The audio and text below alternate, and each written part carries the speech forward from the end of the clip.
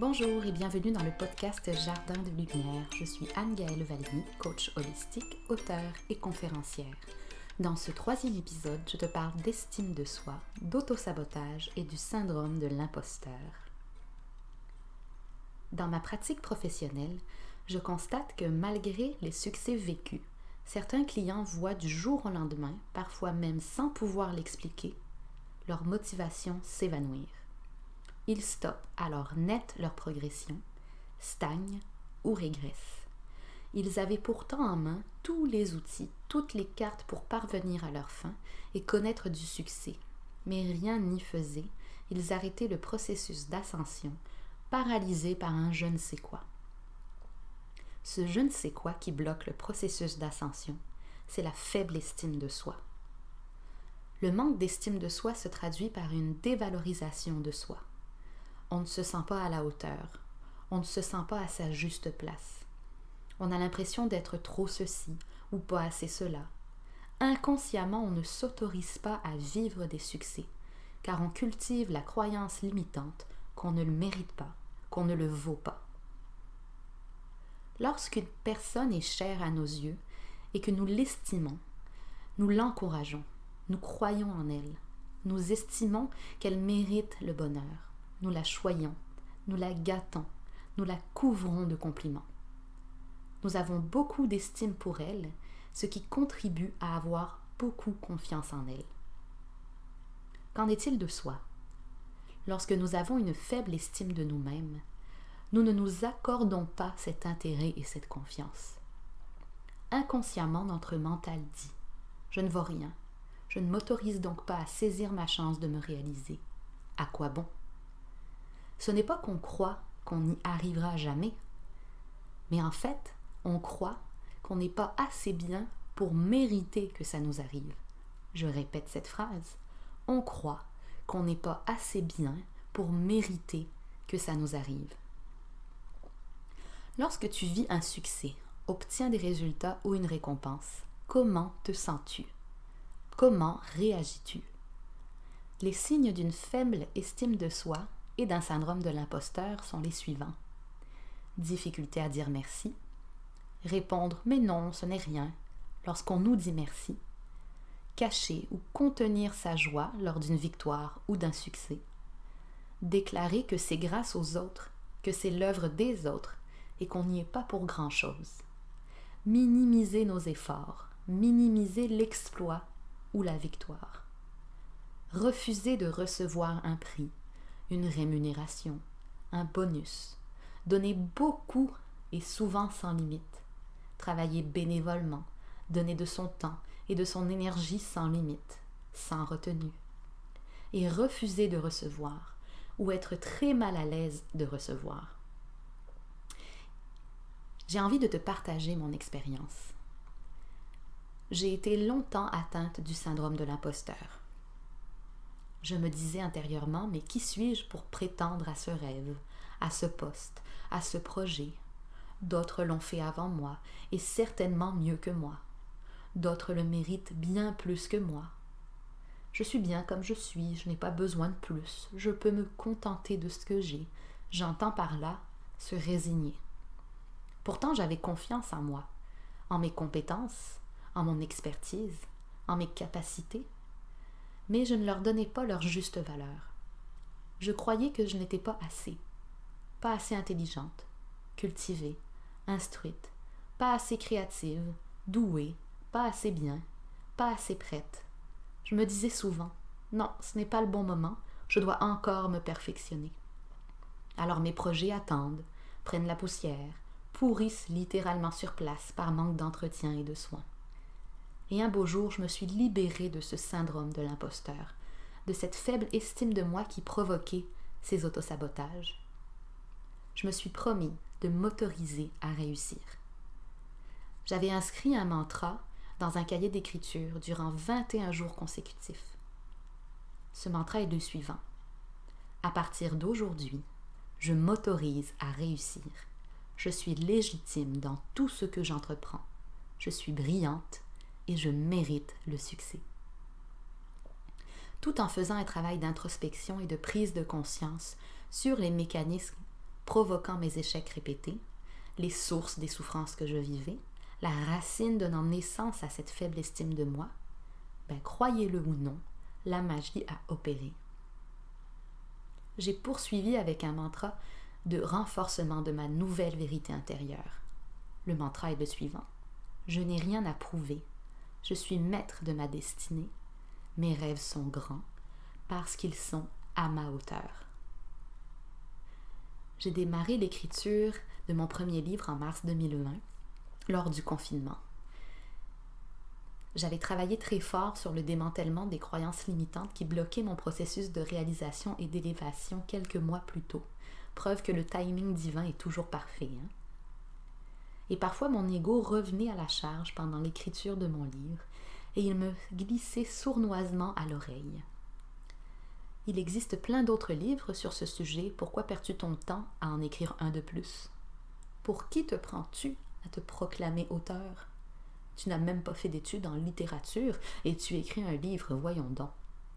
Tu n'es même pas certaine que ton livre soit édité. Peut-être es-tu en train de perdre ton temps littéralement en ce moment. Une avalanche de pensées sombres que je balayais d'un revers de main pour protéger et préserver ma lumière intérieure. J'avais confiance et j'estimais être à la hauteur de ce grand et beau projet qu'était d'écrire enfin ce livre, projet que j'avais en tête depuis tellement longtemps. Non seulement je l'ai terminé, en un temps record pour moi, 4 semaines, et en plus j'ai trouvé une éditrice et la sortie de mon livre est prévue pour 2021. Et j'ai entamé d'ailleurs depuis peu l'écriture d'un roman initiatique. Parce que lorsqu'on s'en donne le droit, je peux vous garantir que l'inspiration et la motivation sont au rendez-vous. Tout ça parce qu'on s'est autorisé à faire briller notre lumière intérieure, qu'on s'est autorisé à redonner sa juste valeur à notre joyau intérieur. Et je n'ai pas manqué de le dire à mes proches, mes amis, mes collègues ou mes clients. « Hey, j'ai écrit un livre !» Et de recevoir leurs compliments et leurs applaudissements, j'étais fière et je m'autorisais à recevoir les éloges et les félicitations. Même si une partie de moi murmurait de temps à autre, c'est pas comme si tu avais fait quelque chose d'extraordinaire. Tu ne sais même pas s'ils vont aimer ton livre. Ça ne veut pas dire que ton livre est bon. Reste humble, ne montre pas trop de fierté, c'est mal vu. Oust, oust, ne viens pas gâcher mon moment de gloire, je te l'interdis. Je m'autorise à célébrer et à être fière de moi. Je ne vais pas commencer à dire « Non, c'est trop, arrêtez, je ne mérite pas ces éloges et ces compliments. Oh que oui, je les accepte et permettez-moi de les savourer. Je viens de réaliser une belle victoire personnelle. Je viens de réaliser un rêve. » Ça aurait été me trahir parce qu'intérieurement, je sautais de joie. Finalement, ce n'est pas la peur d'échouer qui te paralyse, c'est bien la peur de réussir. Tu te dis peut-être, et si on me déshonorait moi et mes résultats?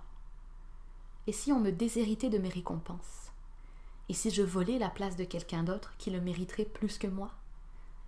Et si je me mettais trop dans la lumière? Et si on me jugeait orgueilleux? Si on disait de moi que je manque d'humilité? Et si je décevais ceux qui avaient des attentes envers moi n'étant pas à la hauteur du titre qu'on m'a décerné? As-tu peur de ne pas assumer tes réussites, tes succès, tes résultats?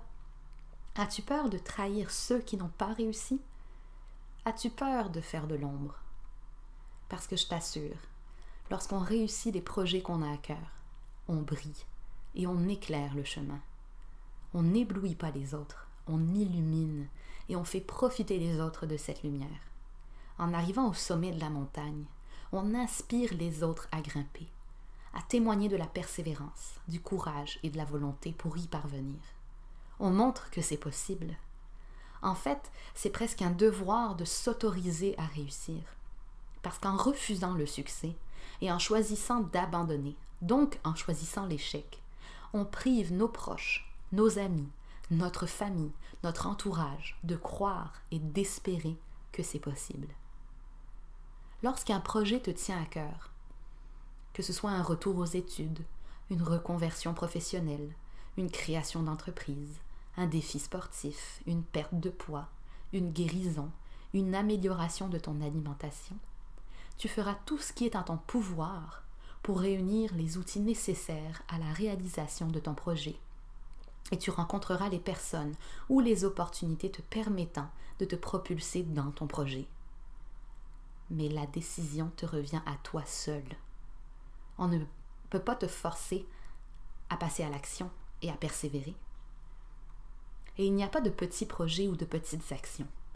Tout ce que tu entreprends, fais-le avec le cœur, fais-le avec passion. Accorde à ton projet toute la confiance et sa juste valeur, en t'accordant à toi-même ta juste valeur. Et pour les phrases du genre « Oui, mais les autres ont échoué, je n'y arriverai pas, c'est sûr ». Peut-être ces autres qui échouent sont paralysés eux aussi par une faible estime d'eux, un syndrome de l'imposteur, et sont arrivés là par autosabotage. Peut-être qu'en admettant ta propre faible estime de toi, ton syndrome de l'imposteur et ton goût pour l'autosabotage, tu sauras voir chez ces autres que tu vois échouer cette même faible estime de soi, ce même syndrome de l'imposteur et ce même goût pour l'autosabotage. Mais cela ne peut pas dire que ce projet n'est pas fait pour toi. Et je le vois bien chez mes clients que je coach. Très souvent, il s'agit d'un projet, d'un rêve qu'ils sentent vivant là dans leur tripes. C'est plus fort qu'eux. Même quand ils échouent, ça revient les chercher au plus profond de leurs entrailles. Ils savent que c'est ce qu'ils doivent faire. Ils le sentent, mais ils ne se l'autorisent pas. Alors, autorisons-nous à réussir. Cessons d'avoir peur de réussir. C'est un devoir d'entretenir notre lumière, de diffuser cette lumière, d'éclairer le chemin et de se célébrer. J'ai réussi, je l'ai fait. Et de savourer le succès sans retenue, sans peur d'être jugé, critiqué, blâmé, car ce succès a été atteint avec le cœur et avec passion. Ce ne sont pas les autres qui t'empêchent de réussir, c'est toi qui te l'interdis. Tu es responsable de ces sabotages. Mais stop, pas de culpabilité. Tu es maître de ta destinée. Alors je t'invite à inscrire durant 21 jours consécutifs dans un carnet d'écriture un mantra qui appelle au succès, à la réussite, à la réalisation, à l'image du mantra que j'ai moi-même écrit. À partir d'aujourd'hui, je m'autorise à réussir. Et c'est très important de dire à partir d'aujourd'hui. Parce que de cette manière, tu mets fin à des années d'autosabotage et de servitude face à ton syndrome de l'imposteur.